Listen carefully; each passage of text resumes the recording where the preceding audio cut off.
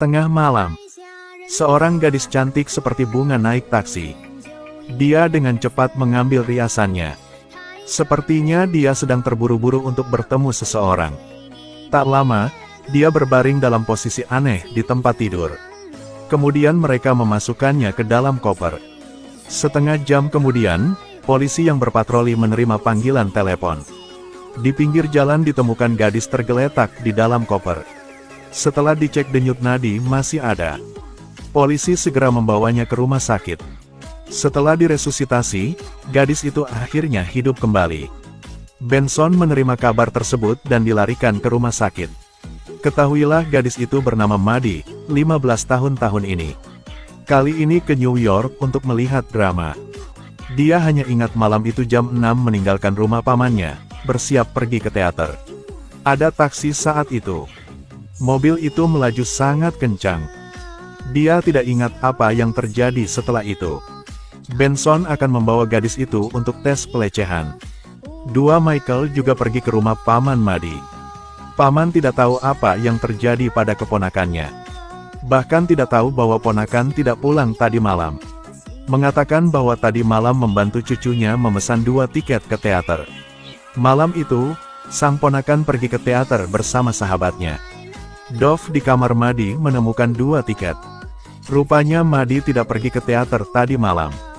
Polisi tentu saja menganggap paman ini sebagai tersangka nomor 1. Paman bilang dia ada di bar tadi malam. Pada jam 1 pagi membawa seorang pria kulit hitam pulang. Seluruh proses 2 orang tidak dipisahkan. Pria kulit hitam itu bisa bersaksi untuknya. Kemudian membuka pintu kamar tidurnya. 2 lainnya melihat pemandangan ini dan segera mengerti segalanya. Paman juga memberikan informasi penting kepada polisi. Maddie baru saja tiba di New York selama beberapa hari. Biasanya tidak pernah berbicara dengannya. Dari pagi sampai malam, tenempel terus sama HP. Balik ke kantor. Orang mulai menganalisis kasus ini. Dari detail Maddie tidak membawa tiket teater. Bisa tahu dia berbohong. Apalagi Times Square di Manhattan pada pukul 6 sangat padat. Bagaimana taksi bisa berjalan seperti terbang di jalan? Pada saat yang sama, pihak rumah sakit juga mengirimkan hasil tes Maddie.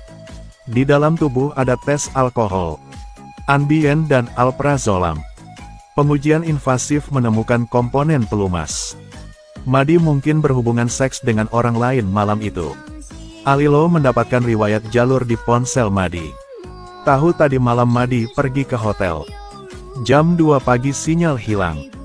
Juga menemukan blog Maddie. Kemarin sore dia memposting foto seorang pria. Pria ini sangat akrab bagi semua orang. Aktor terkenal Russo. Russo juga pergi ke hotel itu. Benson memutuskan untuk mencari Maddie untuk berbicara lagi. Di tempat ini, dapat bertemu ibu Maddie. Benson berbicara tentang penyelidikannya kepada 2 orang. Kata sang ibu, putrinya jatuh cinta dengan aktor bernama Russo ini. Maddie melihat itu dan harus mengatakan yang sebenarnya. Dia bertemu Russo di blog. Malam itu Russo mengadakan pesta di hotel tersebut. Dia juga ada di daftar undangan. Di pesta itu dia dan Russo minum-minum. Tidak ingat apa yang terjadi setelah itu. Michael segera pergi ke hotel untuk mencari Russo. Russo mengaku, tadi malam Maddie pergi ke hotel untuk berpesta. Setelah minum 2 gelas, dia kembali ke kamarnya. Ketika dia pergi, Maddie masih berada di dekat bar. Dia juga tidak tahu bahwa Maddie baru berusia 15 tahun ini. Jika dia tahu, dia pasti tidak akan mengundangnya ke pesta ini. Juga mengatakan lawan mainnya Adelson bisa bersaksi untuknya. Saat itu agen Russo keluar. Setelah mengetahui tentang semuanya, segera ingin Michael untuk pergi. Meninggalkan sana Michael pergi ke ruang keamanan hotel. Ingin menyelidiki kamera yang direkam tadi malam. Satpam mengatakan bahwa hard drive kamera dini hari tadi diambil oleh seorang pria. Orang itu mengaku sebagai petugas polisi New York. Lalu dari kamera untuk menyelidiki foto orang tersebut. Tapi orang ini menutupi wajahnya selama prosedur. Polisi juga untuk sementara tidak mengetahui siapa yang mengambil harddisk tersebut.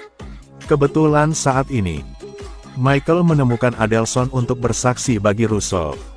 Adelson langsung membantah perkataan Russo. Malam itu di pesta, melihat Russo minum dengan Maddie. Hanya berbalik sekali dan dua lainnya tidak terlihat. Adelson mengira Russo yang membawa Maddie kembali ke kamarnya. Pada saat yang sama, polisi mengetahuinya. Seseorang memposting video pesta malam itu di sebuah program. Dalam video tersebut, terlihat jelas Russo sedang mencium bibir Maddie.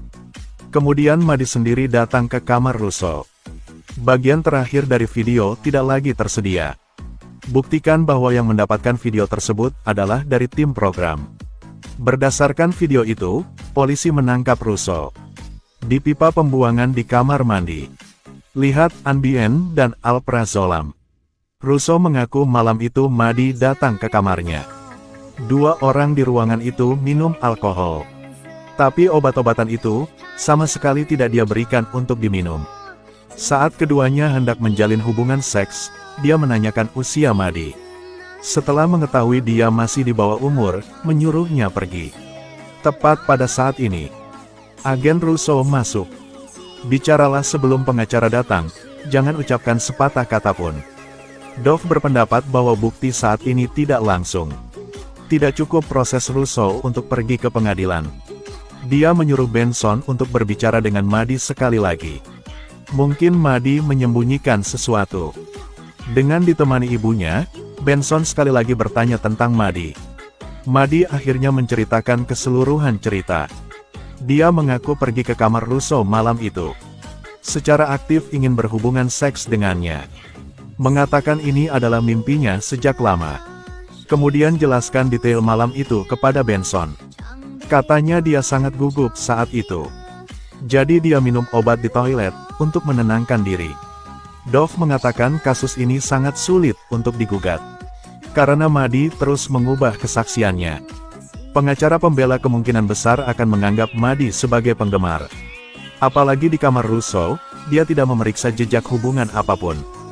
Video juga tidak bisa dianggap sebagai barang bukti. Saat itu, pengacara pembela pasti akan mengeluarkan videonya nanti. Karena mengambil satu langkah lagi untuk mengutuk Russo. Benson sedang mencari penanggung jawab repertoar. Dia tidak peduli bagaimana dia mendapatkan rekaman itu. Serahkan saja video itu, Benson tidak akan bertanggung jawab lagi. Mulut penanggung jawab ini juga sangat keras. Dia dengan tegas mengatakan bahwa seseorang online menyediakan video untuknya. Juga tidak mau mengungkapkan nama orang itu. Dove memberinya surat lagi untuk hadir di pengadilan. Orang yang menyamar sebagai petugas polisi New York mencuri video tersebut. Mereka mengatakan orang yang bertanggung jawab ini memiliki catatan kriminal. Jadi sekarang dia punya dua pilihan. Atau laporkan pembocor kepada juri. Jika dia tidak melapor, dia akan didakwa dengan kejahatan terhadap pengadilan.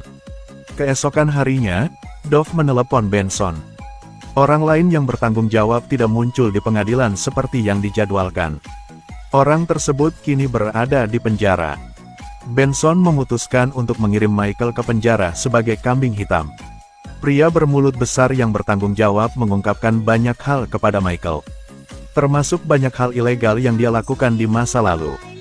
Dikatakan juga bahwa mengambil video hotel adalah rencana perwakilan. Kemudian Benson mengambil rekaman itu untuk mencari orang yang bertanggung jawab. Dia mengatakan dia adalah pembela kebebasan pers. Tidak mungkin mengirimkan video itu. Jika dia mengirimkan video itu, karir masa depannya akan hancur. Tidak ada yang akan datang untuk menemukannya untuk bekerja sama lagi. Tapi untungnya dari dia, tahu nama orang di balik ini. Segera perwakilan itu dibawa ke stasiun. Ketika perwakilan melihat itu, dia mengungkapkan semuanya. Kata Russo menelepon malam itu. Seorang gadis berbaring tak bergerak di tempat tidurnya. Dia sebagai perwakilan tidak bisa melihat karir Russo hancur. Jadi dia menemukan sebuah koper di hotel. Taruh Maddie di sana dan buang. Dia juga mengatakan bahwa panggilan telepon anonim itu darinya. Selesai, dua orang menangani TKP. Kemudian mohon orang yang bertanggung jawab untuk menemukan seseorang untuk mengambil video itu. Setelah mendapatkan kesaksiannya, polisi langsung menangkap Russo. Maddie mengetahuinya dan segera pergi ke biro. Katakanlah dia dan Russo tidak pernah memiliki hubungan. Malam itu Russo mengetahui bahwa dia masih di bawah umur, jadi dia menolaknya. Pada saat itu, dia bersembunyi di depan kamar sambil menangis. Saat itu Adelson lewat. Adelson menghiburnya untuk sementara waktu. Kemudian bawa dia ke kamarnya. Dua orang di ruangan itu minum sedikit anggur dan sedikit obat. Kemudian keduanya menjalin hubungan. Tidak ingat apa yang terjadi setelah itu. Dia tidak mengatakan yang sebenarnya sejak awal.